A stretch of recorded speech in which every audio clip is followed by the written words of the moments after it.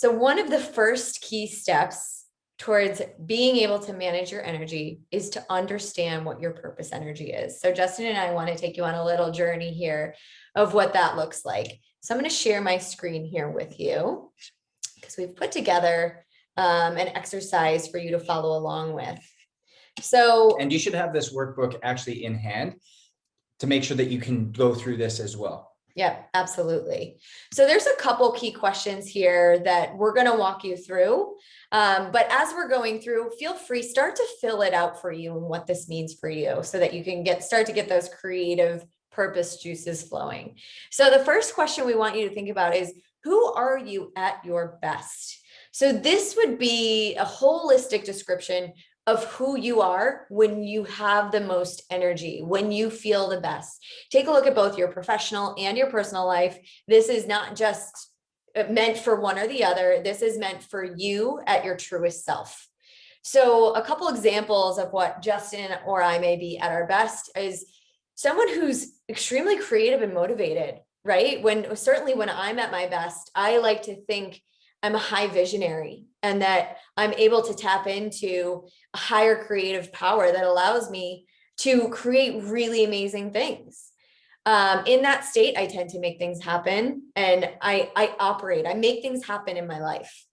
I also tend to be a go-to person for answers, particularly when things need to get done. And I also feel good. I have energy, I'm focused, and I'm typically in a constant state of flow and generally feeling at peace. It's important here to talk about feelings when we're at our best as well. So what words would the people you spend the most time with describe you as? So a couple things that came up for me were smart, dependable, productive, can be funny, definitely a people person, giving, creative, charismatic, a leader, energetic. Am I forgetting anything? You're someone who knows me well. You nailed them all. And then the last thing we want you to do here is to think of someone that you admire. For me, it's my uncle. 3 qualities that really stand out to me about him is that he's patient. He's generous. He would give the shirt off his back to anybody on the street. And he is extremely resilient.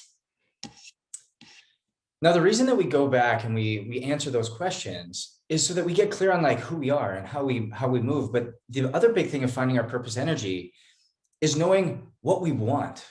Because if we don't know what we want, we can be throwing darts in the dark and all of a sudden we look up 10 years from now and we're like, man, how did I get here? How did I create this? And we haven't been actually focused on what we've truly wanted. And quite often, if we say what we want, the way the body works, the way the mind works, the way our world works, we're probably going to get it. So it literally comes down to understanding year 1, year 5, year 10, having a plan that we can literally taste, smell, and see it. Okay, be very descriptive. And these are just some words and some questions that are going to try to jog your mind, jog your memory, get you thinking. If you want to add something at the bottom and you want to flip over the page and do something on your own, do it. Things like who's around you? Where do you live? What does your home look like? Where do you work? What's the size of your business? What does your family consist of? Are you a business owner? What your finances look like? What do you do for fun? What vehicle do you drive? I don't even have a vehicle. It's like just other details. But you will in 5 years. You're right, I will in 5 years. But other details, but depicting that vision of your life. Because there was a quote by Elon Musk that says, if you don't know where you're going, how are you ever going to get there? And so by understanding where you want to go and by when, these aren't hard deadlines, but it gives you something that, again, sets your purpose on fire because they're very highly correlated to who you are as a person. So once you have that step complete, I want you to sit down and think about what your top 5 gifts are as a person. This is what you give to other people. So I tend to show up with a positive attitude. I like to think of things as the glass half full. I tend to be more outgoing, personable, definitely hardworking for those around me, and energizing. Now, The next thing is what gives you energy. So when I think about my energy in, things that experiences that I go through that fill my cup up are positive people around me. This makes me think of my grandfather. He was probably one of the most positive people I have ever met. Anytime you asked how he was doing, his response was excellent or fantastic in a genuinely happy and excellent voice. Quiet me time. Justin knows this is something I definitely need. We actually bake it into our schedule. We tend to take one night a week just to ourselves to really make sure that we're getting back in that me time. And then moving, playing sports, working out, whatever it may be. But I love that time in the morning where I get that time to myself and I really just get to move my body. What sucks my energy away? This is that next thing that we really want you to think about. So negative people, right? People who look at the world glass half empty. Sometimes it can be a little tough and energy draining. Constant disruption of plans. So now that we have an idea of your vision, right? You've been able to taste, touch, see it, smell it. You really have that mental image of where you want to be going. Now we want to talk about finding ways of what gives you energy, right? We want to find that positive energy state for you. So let's start off by asking yourself, what are your top 5 gifts as a person? For me, some of them are positivity, outgoing, being personable. These are things that I give other people. And actually, when you look at it, that next question is what gives you energy? They're strongly tied. What I tend to give, I also like to receive. So positive people, right? This is something that's super important. Yeah, you know, when I think of this, I think of my grandfather, who was one of the most positive people I have ever met. And I absolutely loved being around him. Actually, in fact, I don't know a single person who didn't love being around him. Anytime you asked him how he was doing, his response was excellent or fantastic in a genuinely excellent voice. So being around those types of people typically tend to give me energy. Same thing with quiet me time, right? Oftentimes Justin and I need that time to really be able to fill our cups back up. In fact, it's something we bake into our schedules.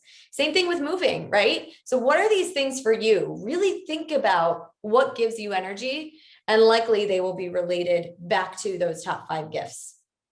Now, after you do that, I want you to think about what sucks your energy away, right? These are things that we want to try to figure out how to do less of. When we get to the inner energy section, we're going to talk about boundaries. And some of these things we may consider putting boundaries on. So again, same exact opposite of that. What gives you energy is what sucks your energy away. Negative people, right? This can absolutely be a drain. Constant disruption of plans. I am not a flexible person. I do not do well with change. So it's something that when I have a lot of change going on, it's difficult, can be difficult to manage. And it really, really drains that energy. And then giving, but not feeling appreciated, right? Being able to be thanked and understood for what I am doing. So now I want you to think about your top 5 core values. These are going to be extremely important, and we're going to continue to use these throughout the process here. These are your non-negotiables. These are the ultimate things that you believe are important to a successful life. So we have a whole list down here to get you started on values.